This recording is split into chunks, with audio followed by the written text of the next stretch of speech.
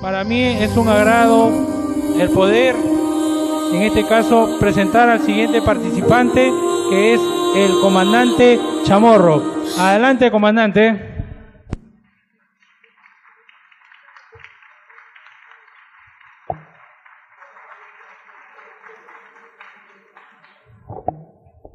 Muchas gracias. Muy buenas tardes. Quiero empezar agradeciendo la oportunidad que me ha brindado la organización Alfa y Omega de estar esta noche con ustedes para poder compartir algo de lo que yo pienso y que seguramente ustedes también están viendo que está sucediendo.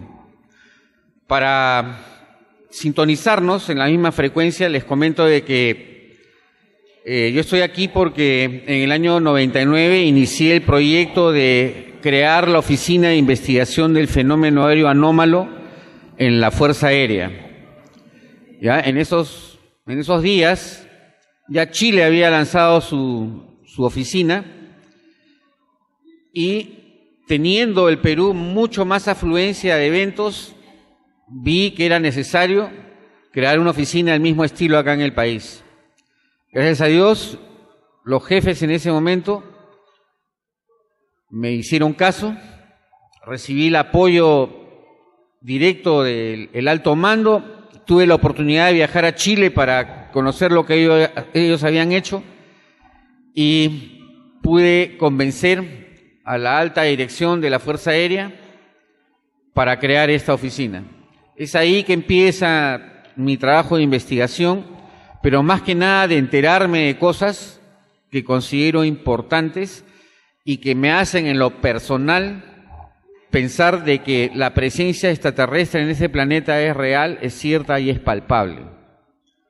¿Ya? Yo he sido el más entusiasta al empezar a enterarme de los datos que nos han estado dando sobre la aparición de estas momias en Nazca.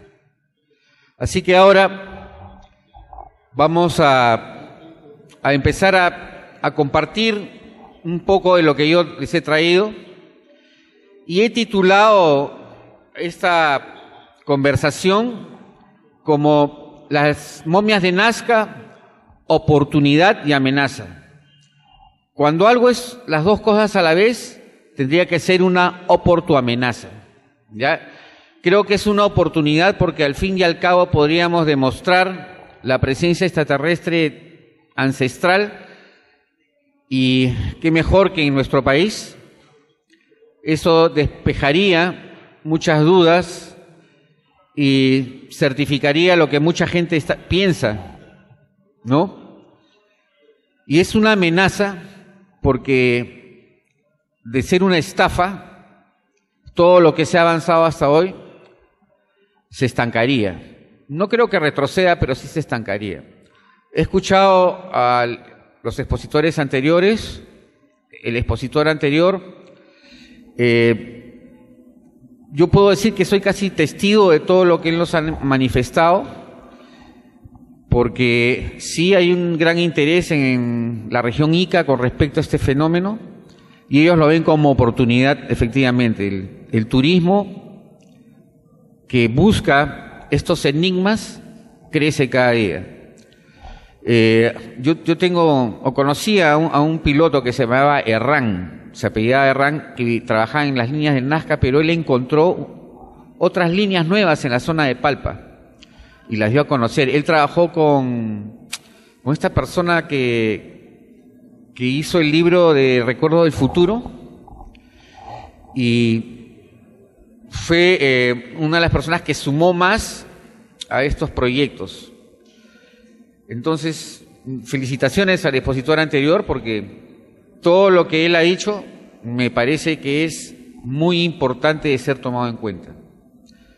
Quiero empezar esta noche poniendo a su consideración un pensamiento que encontré que más o menos expresa lo que yo también estoy sintiendo.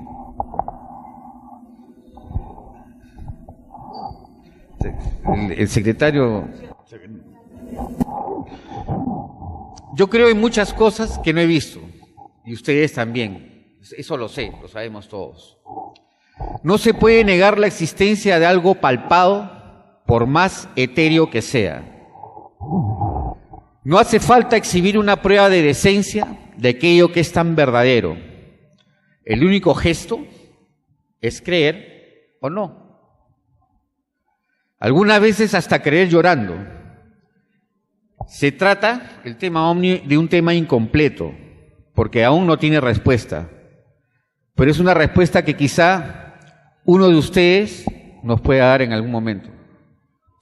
Esto lo dijo Guillermo Colón, más conocido como Willy Colón, ¿ya? Como preámbulo a una canción de un brasilero que se llama ¿Qué será? Si ustedes le escuchan, en realidad habla del amor. El amor es etéreo, ¿no? Pero hay muchas cosas etéreas en las cuales nosotros creemos sin necesidad de pedir demostración. En este caso, la gente que persigue información acerca del fenómeno OVNI cree también.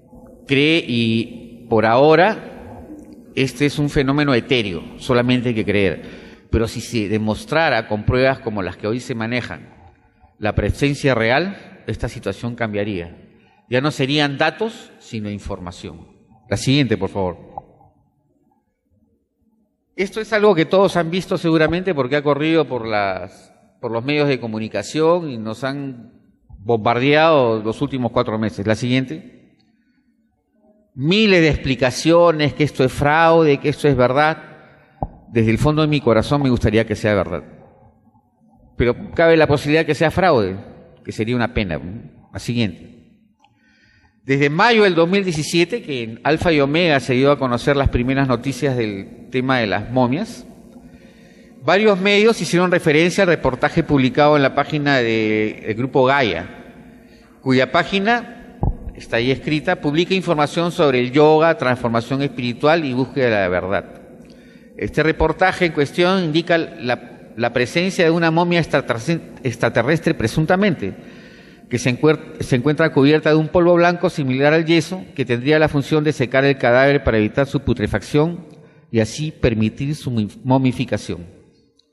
Eso es algo que todos conocemos, todos lo hemos escuchado, y los que estamos el día de hoy reunidos seguramente han profundizado en estos datos disponibles. La siguiente. Cuando yo me enteré de esto, lo primero que hice fue conversar con mis amigos de Alfa y Omega y con mi amigo Pablo Majuán. Nos fuimos a Chincha. Eso es Chincha. La siguiente. Y con el señor Percio Oliva, que está ahí, que es dueño de la radio, que retransmite toda la información de Alfa y Omega, nos fuimos a pasear y a buscar más datos al respecto. Esto es, Chincha es un potencial turístico increíble, pero ese potencial es información histórica que yo los invito a ir a visitar también. La siguiente. Esto es lo que ellos llaman la Huaca Centinela, ¿ya? Que fue la cuna de la cultura chincha. La cultura chincha fue muy importante antes del incanato y durante el incanato también. Ellos eran la parte religiosa del incanato. Ahí en Chincha vivía el oráculo, o sea, el número 1 de los que apoyaban al Inca en sus decisiones, etcétera. Eran muy especiales y tenían mucho conocimiento, mucha sabiduría. Después los incas, ellos vivían en la playa. Esta Huaca era la residencia del gobierno de la cultura chincha, y cuando los incas se pusieron de acuerdo porque no hubo guerra, porque la cultura chincha no quería entrar a ser parte del imperio incaico, así que negociaron, ¿ya? Y tanto negociaron de que ni el nombre se lo cambiaron, por eso se llama el Chinchaysuyo, la zona donde esto existe, ¿no? Los chinches, ¿ya? Y el Inca no destruyó ni modificó nada, sino más bien al costado de eso hizo su palacio, que era como su balneario, era el Acapulco del Inca, ¿no? Era al pie del mar, precioso, ¿eh? Ahora está bien separado de la orilla del mar, hay chacras y todo, pero sigue siendo muy bello. Así que empezamos a buscar ahí y encontramos datos que les van a interesar. La siguiente. ¿Ven ese ser que está ahí? No los dos de abajo, ese soy yo con Pablo. El que está en la figura es el guía de ellos, que era el jaguar. Pero observen que solamente tiene 3 dedos, en los pies y en las manos. O sea, un tridáctilo, como ahora los están denominando, ¿no? A estos seres. Pero era el jaguar. ¿Y qué hacía un jaguar en la costa? Parece que en esos días había, por acá. Y era alguien que un felino que ellos admiraban. Por lo tanto, sus deidades eran basadas en el jaguar, y este era el patrono de toda la cultura. Entonces, ya hay un dato más. Un tridáctilo en Chincha. Otro dato importante que nos dieron ahí, porque vayan, les va a gustar. Hay todo un museo, hay restaurante, tienen para pasar el día y sobre todo conocer la Huaca. Nos dijeron de que en la península de Paracas han encontrado tumbas y hasta denominan como una cultura a los seres que encontraron ahí, ¿no? La cultura Paracas. Pero según la gente que está en Chincha hoy, en Paracas era donde enterraban a los chinchas. ¿Ya? Ese es un dato que yo no conocía. Está por confirmar, porque lo que pasa es que nosotros mezclamos la información que nos dieron en el colegio, ¿no? Y cuando recibimos datos nuevos es difícil asimilar una nueva verdad, ¿no? Por ejemplo, el día que Pizarro entró a Cajamarca, el Inca estaba con el señor de Chincha, ¿ya? Ellos eran muy especiales hasta para la forma de vestirse, se producían mucho, ¿ya? Eran elegantísimos. Tanto que cuando Pizarro vio a 2 personajes, él juraba que el Inca era el más alto y más pepón, el más bonito. Mentira, el más pepón, más alto, más bonito era el señor de Chincha. Y el Inca era un chato que estaba a su costado, pues. ¿Ya? Entonces, imagínense la importancia. Era más imponente el señor de Chincha que el mismísimo Inca. ¿Ya? Bueno, y dicen ahí, o sea, eso ya es etnocultura, o etnohistoria, es una historia diferente, ¿ya? Porque nosotros, como parte de una teoría de conspiración, nos han enseñado de que vinieron 12 españoles y conquistaron un imperio de 6 millones de habitantes. Falso. Ese día, el Inca le dijo a sus generales: me los matan a todititos estos colorados, menos al que cuida los animales y a su doctor. Y el doctor era el barbero, ¿ya? El que los afeitaba. Y el Inca era medio pretencioso, ¿ya? Porque había tenido acné, un poquito feíto era. Entonces él quería que ese doctor lo ponga bonito, así como estaban los españoles, pues, ¿no? Eran rojitos, con barbita, ¿ya? Así que algo falló y fue al revés. ¿Ya? Los mataron a ellos y ellos no pudieron matar a los españoles. Y así la historia nos la cuentan distinta, ¿no? O sea, 200 españoles, mentira, eran un montón y tenían armas distintas. Posiblemente lo que falló fue el primer cañonazo, ¿no? Que los debe haber sacado de cuadro, ¿no? De un cañonazo se mataron a 50 súbditos de los incas, ¿no? Ellos nunca habían visto algo así. Los caballos que los asustaban, eso es falso, ya. Ellos estaban pensando en tener caballos. Es más, no quería el Inca que maten a ningún caballo, más bien que los cuiden y que no maten al español que cuidaba a los caballos. Y así nosotros nos vamos llenando de datos e información que a veces no es la verdad. Recientemente es que nos estamos enterando de una verdad distinta. A nosotros no nos conquistaron 200, fueron miles y le costó muchísimo. Eso es parte de una conspiración, de hacernos sentir siempre menos, ¿no? Eso no es así, es falso. La siguiente, por favor. Este es una miniatura de una balsa, bueno, otra vez, la llaman balsa, pero saben que era un barco. La cultura Chincha tenía una flota, ¿ya? Eran marinos, vivían de la pesca y la agricultura, pero también de la conquista no con las armas, sino con la religión. y vean que el emblema que tenía, es una miniatura, esto sería la vela de la balsa, era ese ser que es el mismo jaguar tridáctido que les enseñé en la foto. Aparte de ser impactante lo que nos muestran, es bonito. He pensado sacar unos politos con ese dibujo, porque es bonito, ¿no es cierto? La siguiente.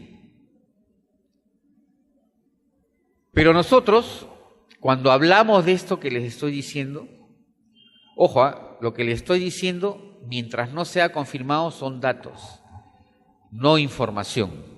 La información es un conjunto organizado de datos procesados que constituyen un mensaje que cambia el estado de conocimiento del sujeto o del sistema. ¿Qué cosa es información? Viene del latín informatio, que quiere decir noción. El procesamiento de datos, o sea, cuando alguien nos cuenta algo, no debemos tomarlo como información. Primero, en automático, debemos procesarlo. Es muy rápido, lo hacemos todos los días. Todos los humanos procesamos la información. ¿Ya? El proceso de datos en general es la acumulación y manipulación de elementos de datos para producir información significativa. El procesamiento de datos trata de un subconjunto del procesamiento de la información, que es el cambio de la información de cualquier manera detectable por un observador. Los datos no procesados no constituyen información.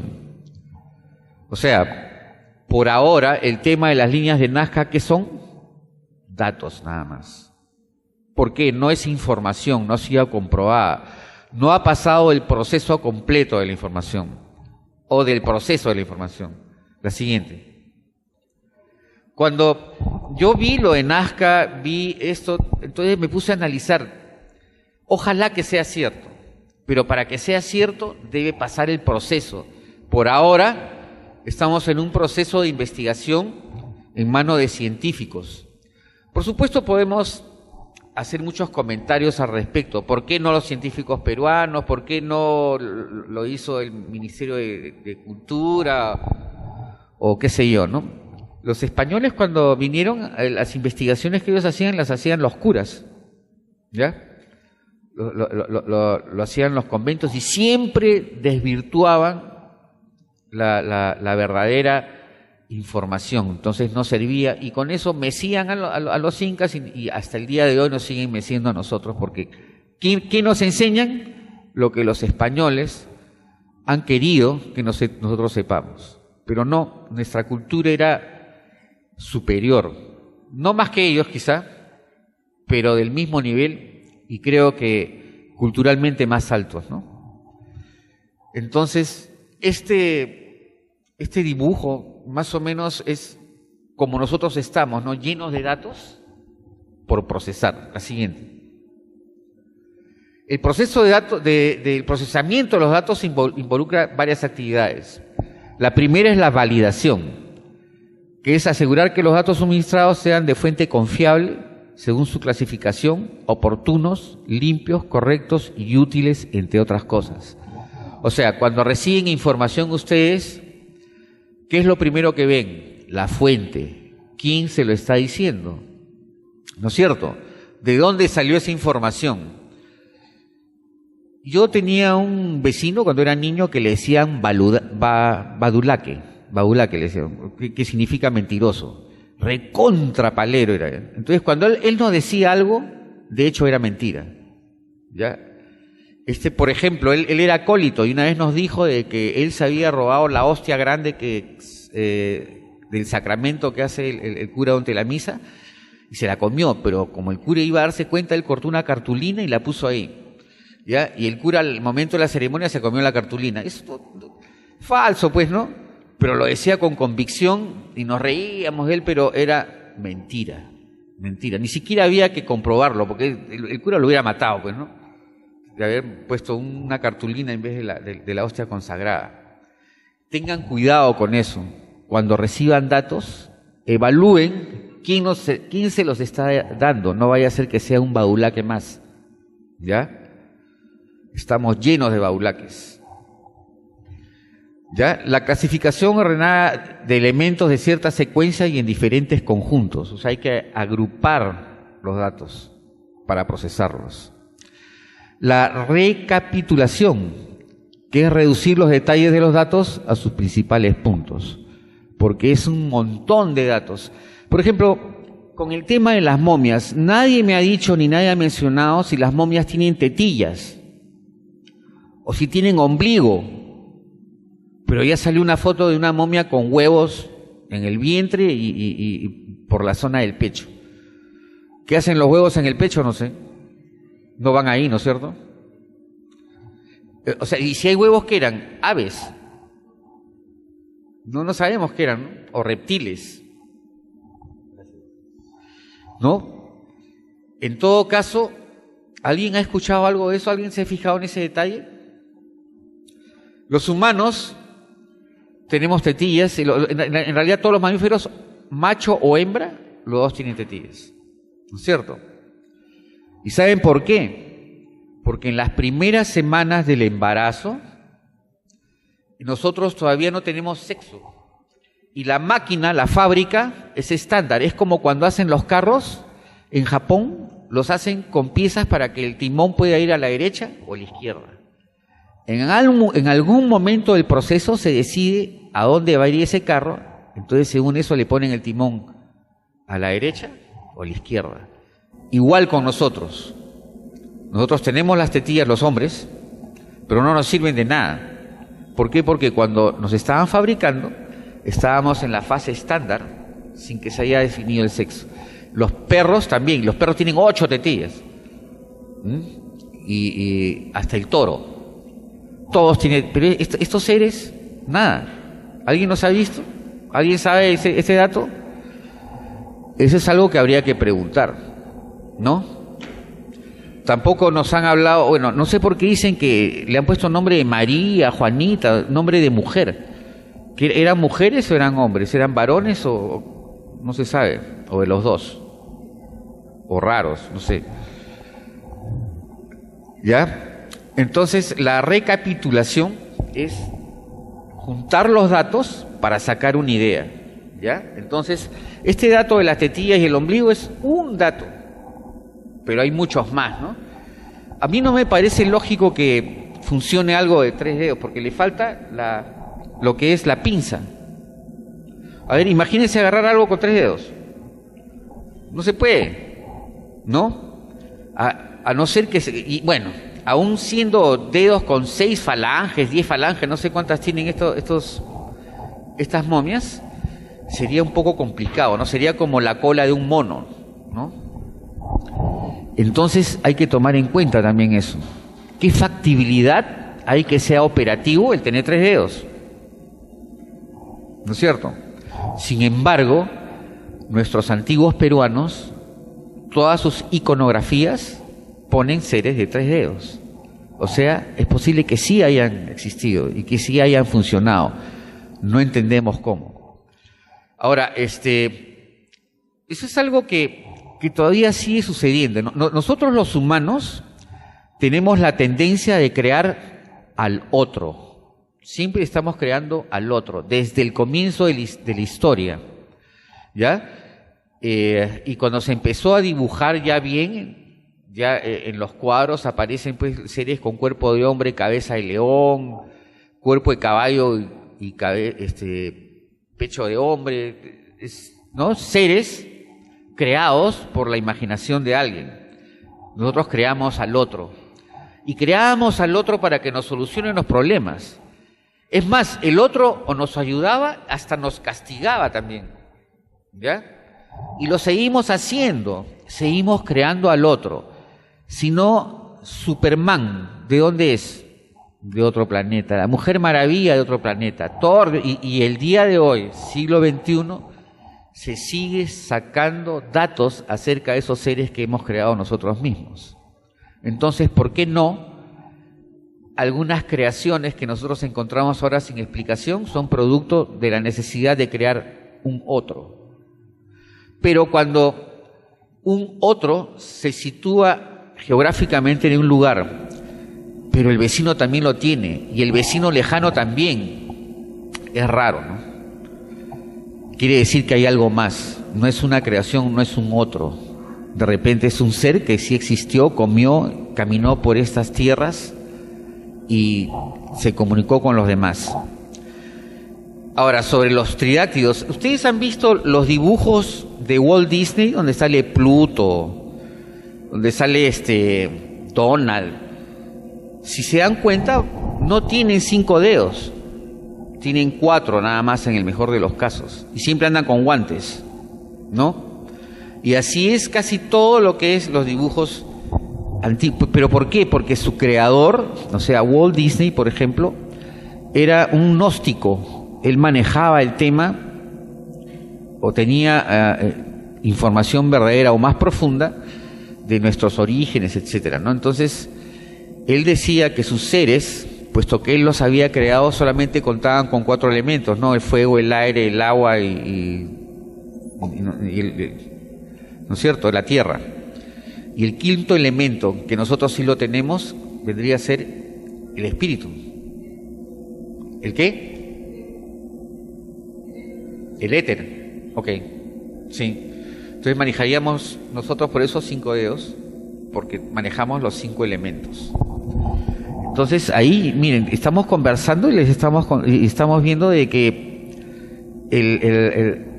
tiene que haber una razón que nosotros aún no entendemos, pero que necesitamos saber, que necesitamos entender para que hablemos de seres de 3 dedos. Los incas la tenían claro, y los de antes de ellos también, porque ellos sí, sin ninguna pena, sus seres andaban de 3 dedos nomás, y no solo en la mano, sino en los pies también. Entonces, después de recapitular los datos, viene la agregación, que es la combinación de múltiples de los datos. Al final, el análisis, que es la colección, organización e interpretación de todos los datos para al final crear la información, ¿no? Que es la lista detallada o resumen producto del proceso hecho con los datos. Todo esto se los digo porque estamos en un momento en que está de moda el tema de las momias de Nazca, ¿no es cierto? La siguiente, por favor. Este señor, al cual conozco, yo estoy en su oficina en México, ¿ya? Hubo una vez en que se hizo un programa de televisión que se llama Alienígenas Ancestrales, y yo participé en varios capítulos, y la productora me llevó a México para hacer el lanzamiento del programa, y ahí estuve en la oficina de Jaime Maussan. Anteriormente él vino al Perú, ¿ya? Y en la escuela de guerra aérea nos dio mucha información, y él pidió que solamente asistan 15 personas, ¿no?, del más alto nivel de la institución. Asistió el director de la escuela y varias personas que el director seleccionó, y nos trajo datos interesantísimos. Ustedes han visto que acá en Lima hubo un avistamiento masivo de un montón de naves un día en la mañana, y que fue filmado por varios testigos, varias personas que tenían sus propias cámaras. Una de ellas era un equipo profesional de filmación, ¿ya?, que estaba filmando un videoclip, o sea, una cantante en la azotea de una oficina en Lima, ¿no?, de la Bolsa de Lima, ¿ya? Bueno, él nos trajo un montón de filmaciones hechas en México, increíbles, miles de estas apariciones, de estos... él le ha puesto un nombre a esas cosas, ¿ya? Creo que les llama elementos biológicos o algo así, ¿ya? Pero que mostraban movimientos inteligentes, ¿ya?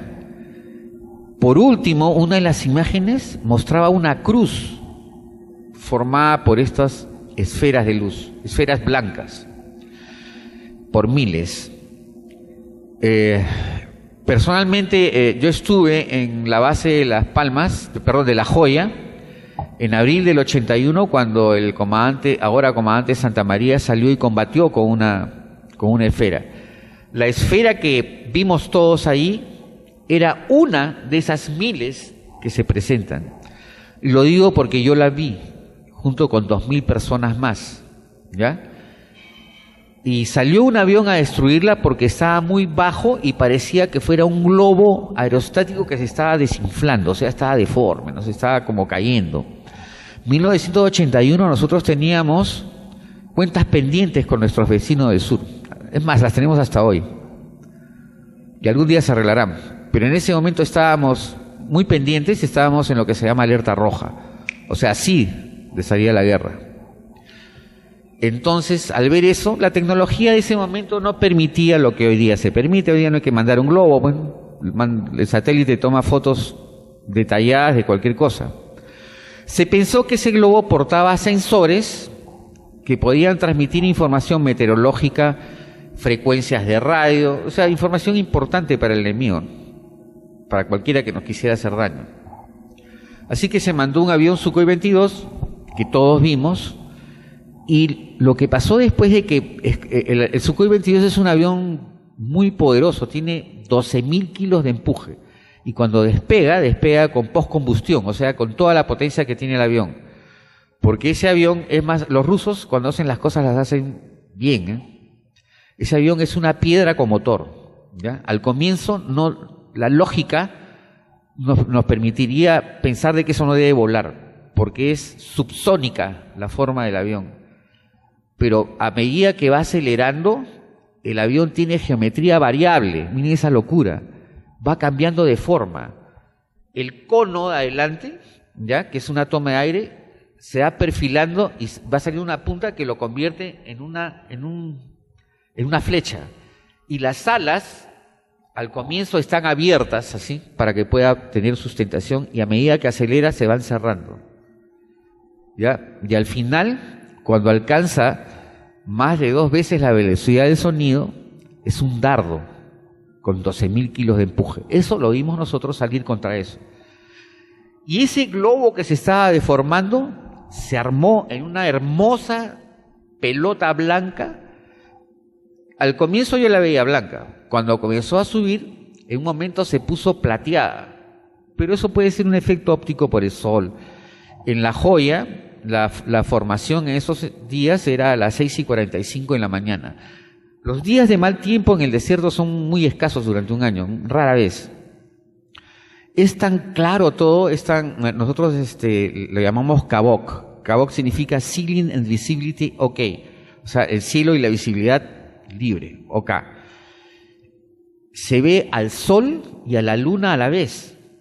Al sol saliendo y a la luna, no sé qué hace ahí, pero también está. Ya, es un espectáculo maravilloso.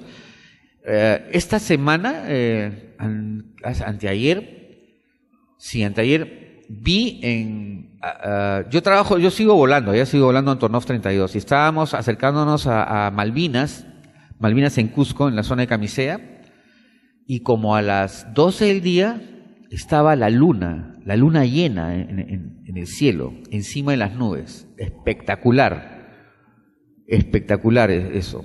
Bueno, en La Joya era todos los días lo mismo. Entonces, nosotros vimos fuerte y claro, así muy, muy nítido, este aparato elevarse y el avión perseguirlo, ¿ya? Pero empezó a hacer algo así como jugar al gato y al ratón, porque el avión se ponía en parámetros de tiro, y cuando, la distancia en que estaba, porque ellos fueron ascendiendo los dos, ya no podíamos ni escuchar ni ver si le estaba disparando o no, nada más veíamos a los dos aparatos estos cruzarse. Dice el piloto que cuando se ponía en parámetros de tiro y le disparaba, este aparato, que era una esfera, cuando la munición se acercaba, la evadía, ¿no? Y seguramente ahí otros estaban riendo, ¿no? Jaja, nos está disparando y no hace nada. Volvió a hacerlo varias veces y por último le metió 76 obuses. Un obús es el tamaño de una Coca-Cola de 500 mililitros. El obús, esa parte de ese tamaño, es el proyectil que sale del avión y que viaja completo hacia el objetivo. Pero no es balístico simplemente. En una ráfaga Hay 5 tipos de obuses. Uno es trazador. ¿Por qué se llama trazador? Porque mientras esté en el aire deja una estela de fuego. Y el que disparó puede ver qué trayectoria ha seguido para que en su siguiente tiro corrija. La siguiente es perforante. O sea que su única función es perforar en el blanco. La siguiente es perforante y explosiva. O sea, perfora y adentro explota. La que sigue, o sea, la cuarta, es incendiaria. O sea que si no hace impacto se incendia y quema al objetivo. Y la quinta es otra trazadora. ¿En cuánto tiempo ocurre todo eso? En menos de un segundo. Cada ráfaga salen las 5 balas y el piloto puede corregir en la siguiente ráfaga. Bueno, 76 o 72 hicieron impacto. Según lo que nos contó Santa María, era como si agarraran ustedes un plato de gelatina y le pusieran un alfiler. ¿Qué le pasa a la gelatina? Nada. A la hora que sacas el alfiler, se cierra nuevamente. Igual fue esta nave. Y por último, Santa María fue el humano que ha estado más cerca a una de estas esferas, porque cuando él tuvo que regresar, porque ya estaba a 55,000 pies, y él había subido sin el traje de altura. O sea, para poder volar más alto, el piloto tiene que estar protegido con un traje que evita que la sangre se vuelva gas, ¿ya? Eso es igual en el mar. Cuando uno se mete en el agua, la sangre, ¿qué pasa? Se descompone, ¿no? Y comienzan a salir gases ahí, efectivamente. Bueno, él no tenía ese traje, así que tenía que bajar. Además, ya la rusita que va en el avión adentro tiene una voz, ya de una rusita que le dice, ya te has quedado sin gasolina. Ya, entonces tiene que bajar. La rusita ya le estaba hablando ya. Entonces él decidió bajar. Le dijeron de tierra que baje y él coordinó para que otro avión salga, ¿no? Cuando aterrizó, lo vimos aterrizar, pero él decide pasarle cerca. Y él calcula que le ha pasado a 40 metros de distancia. Eso lo convierte en el humano que ha estado más cerca a uno de estos aparatos. Al final, toda esta operación duró como 40 minutos, es un montón de tiempo, 40 minutos y terminaron en la costa. La Joya está bien lejos de la costa. Entre la costa y la Joya hay una pequeña cordillera y abajo está Maje. No, el puerto de Arequipa, ¿cómo se llama? Hilo está por ahí también. No, Atico, esa cuestión. Mollendo. Sí, porque ahí queda una playa que nosotros vamos, que se llama Mejía, en Mollendo. Sobre Mollendo, ya pues se tuvo que regresar. O sea, ya por más que seamos todos 20 sobre 20, no podíamos ver tanto, ¿no? Así que el avión regresó. Él dice que era una esfera montada como en una base de más gruesa, ¿no? Y esa también fue una de las razones por las cuales me motivé a crear la oficina. Pero miren, este es un dato más, lo que les voy a decir. 20 años después, cuando yo estaba en el proceso de diseñar la oficina, fui invitado a Chile, a la FIDAE, que es la Feria Internacional del Aire y el Espacio. Ellos tienen la 5ª feria más importante del mundo. Y ahí conocí, porque ellos habían organizado un congreso, a JJ Benítez, que es un escritor español afamado, que ahora es mi amigo, y a todos los que salen en televisión ahora, cuando salen los alienígenas ancestrales, etcétera, estaban ahí. Y uno de los expositores, un americano, sacó en un PowerPoint, así como lo que les he traído yo, una foto de un documento con los logos del gobierno americano, donde contaba lo que yo les acabo de contar por escrito, ¿ya? Con más datos de los que yo recordaba, porque en el papel estaba el número de cola del avión, el nombre completo del piloto, el combustible que habían consumido, la munición que se había disparado, el tiempo que había durado el vuelo, la altura que se había conseguido. Entonces, ¿cuál es el dato importante? Que Estados Unidos dice que a ellos no les interesa el fenómeno porque para ellos no existe. Entonces, ¿qué hacían con esa información? Esto sucedió en el 81 y yo estuve en Chile en FIDAE 2000. Entonces, 20 años después ellos la habían desclasificado. ¿no? Y el documento estaba ahí en el PowerPoint. ¿Documento verdadero? No lo sé. Eso es algo que había que someter al proceso del que les he hablado ahora, ¿no? De la información. Cuando les vine a contar eso acá, se preocuparon porque en esos días, en La Joya, no existía la tecnología de hoy, el teléfono, ni nada. Estaba prohibido meter cámaras fotográficas. Lo único que existía era el Betascan, que era una cámara enorme para video. ¿Ya? O sea, tú tenías un Betascan y en tu carro ibas tú y Betascan. Ya no cabía nadie más, enorme la máquina. ¿Ya? Entonces, entrar con una máquina así, imposible, pues no se iban a dar cuenta, ¿no? Adicionalmente, con nosotros vivían los soviéticos, que nos habían traído todo el armamento que estábamos estrenando. Teníamos juguetes nuevos, todo era nuevecito, todo funcionaba a la perfección. ¿Ya? Entonces, esto que les estoy dando, que son datos, para que ustedes, después de un corto análisis, digan si es información o no. Jaime Maussan, ¿qué está manejando? ¿Qué nos está entregando? Datos nada más. ¿Esos datos son verdad o son mentira? No sabemos, ¿no es cierto? ¿Cuándo se va a saber? Cuando tengamos una respuesta de quién. Esa respuesta es de parte de los científicos, ¿no es cierto? Pero aún así esa respuesta, ¿quién la tiene que analizar para decir que es información de verdad? No, una autoridad. ¿No es cierto? Una autoridad local posiblemente, ¿no? La siguiente, por favor. Antes vi esta foto, a mí también me llamó la atención, ¿no? Porque es el ser tridáctido también. Pero esto no viene de una cultura establecida, sino de antes, ¿no? Desde cuando éramos nómades. Cuando nuestros paisanos no tenían dónde vivir, sino vivían en las cuevas, ya estaban haciendo esto. Yo estuve en Huánuco y nos fuimos a un paseo y nos llevaron a un sitio donde había este tipo de cosas, donde se relataba un viaje interplanetario y al final estaba la nave con los astronautas. Interesantísimo. Lo difícil es llegar al sitio. La siguiente, por favor. Entonces habíamos quedado de que para que lo que nosotros estamos manejando hoy día se convierta en información, tiene que haber un proceso. Ahora, los procesos, aún teniendo la autoridad, ¿por qué no podrían estar siendo sesgados? ¿Qué cosa quiere decir sesgados? Que obedecen a un interés de alguien que durante el proceso de elaboración de la información participa. ¿Podría haber alguien en el Estado interesado en que esto no se sepa? No lo sabemos. ¿Podría tener algún interés la persona que nos está enseñando esto en convencernos que esto es verdad? Definitivamente sí, ¿no? Porque nadie hace algo para que no le crean, ¿no?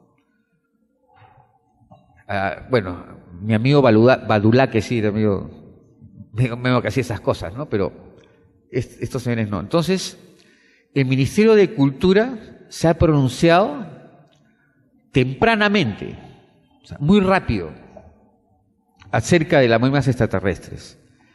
Es la noticia de un presunto cuerpo momificado de extraterrestres que fue tema de investigación del Ministerio de Cultura. Eso está en la página de Gaia. La siguiente. El presunto alienígena, de acuerdo a los análisis realizados, habría tenido 1.68 metros de estatura, de cabeza alargada y tendría 3 dedos largos en cada mano, cada uno de 17 centímetros, y de acuerdo a las conclusiones del reportaje, estos rasgos extraños no pertenecerían a una deformación, sino a un extraterrestre momificado. Ese es el dato que nos están dando. ¿Ya? Entonces, estamos de acuerdo que será dato hasta que no pase por el proceso, ¿no es cierto? ¿Y el proceso en qué va a terminar? En que los científicos y una autoridad nos digan sí, es cierto, pues. ¿Qué ha señalado el Ministerio de Cultura sobre el presunto hallazgo? Ojo, tempranamente, bien rápido, a las 2 semanas ya estaba sacando esta información. La siguiente. Esto es algo que nos trajo, está en la internet, pero creo que es el trabajo de Maussan, ¿no? Interesante, todo es buenísimo, pero como verán, ni tetillas, ni ombligo, ni nada más. Que tendrían que tener, ¿no? La siguiente, por favor. Sobre el hallazgo, la doctora Blanca Alba, directora de la Dirección General de Defensa del Patrimonio del Ministerio de Cultura, señaló que tras revisar las momias relacionadas a este caso, es altamente probable que no sean prehispánicas, sino que sean producto de una compostura actual y por lo tanto es altamente probable que no sean patrimonio arqueológico. Esa es la conclusión de la autoridad. ¿Ya? O sea, ¿qué quiere decir esto?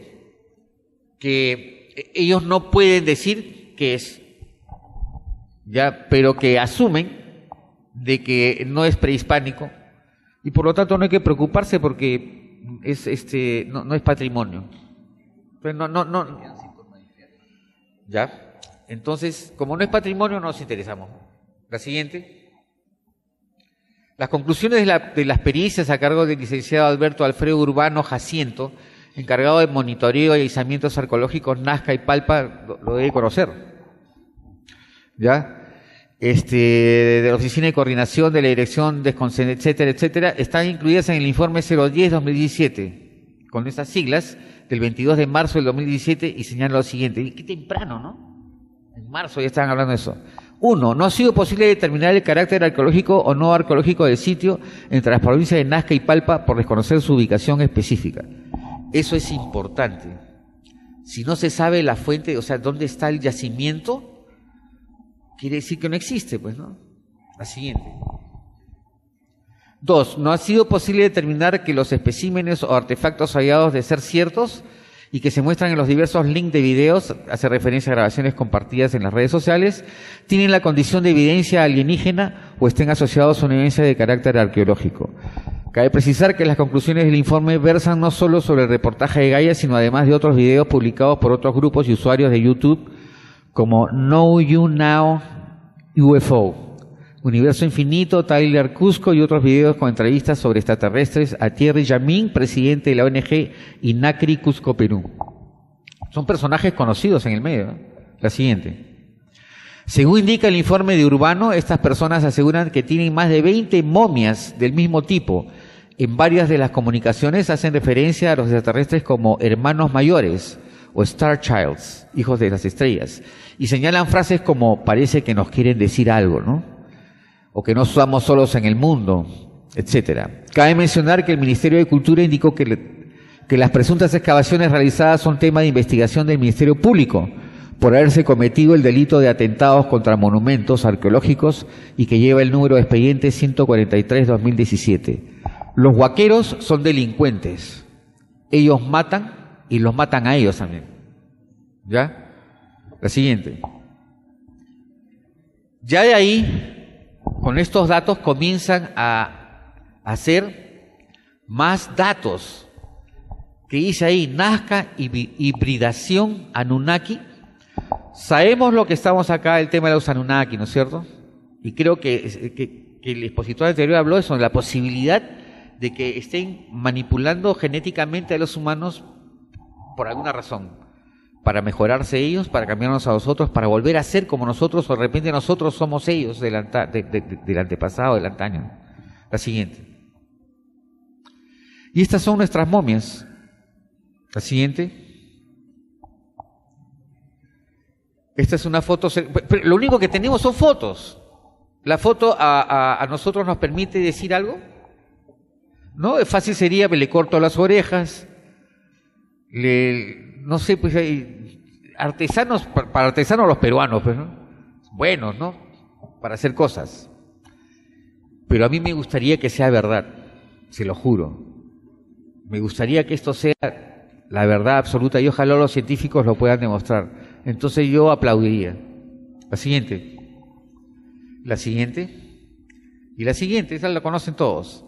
Otra vez la balsa en miniatura con este logo que les voy a hacer politos, ahí los voy a vender. ¿Tan bonitos, sí o no? La siguiente es una recomendación. Hay que calmarnos. Calma en el alma, que la vida se encargará de explicar las cosas que hoy no tienen sentido. La siguiente, por favor. Mi deseo sincero es que los científicos que están estudiando las momias de Nazca tengan un resultado que sea dado a conocer puesto que involucra a toda la humanidad. O sea, lo de Nazca y las momias no es interés de los de Nazca o de los de Ica o de los peruanos, es de toda la humanidad. ¿Ya? No importa a quién no le guste, una vez tengamos el resultado. Culminado este proceso, tendremos la anhelada información. Entonces, eso es lo que les había venido a contar. La siguiente, por favor. Como les decía, nosotros creamos al otro, ¿no? Esto es una imagen del otro, pero ya para que los niños la entiendan. La siguiente. No se olviden que hoy es sábado y lo único que conocemos y que palpamos y que no podemos dudar es la existencia de Dios. Lo más importante es que reconozcan a Dios como su único rey y que hagan lo que Él les pide. Dios les dará a su tiempo todo lo que necesiten. La siguiente. Eso es todo, amigos. El final. Gracias.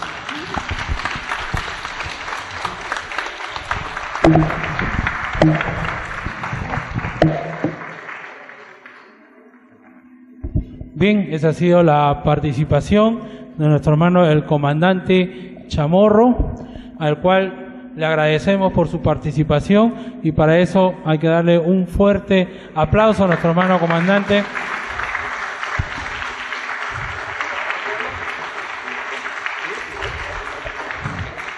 Bien, vamos a ir a un corte y vamos a retornar.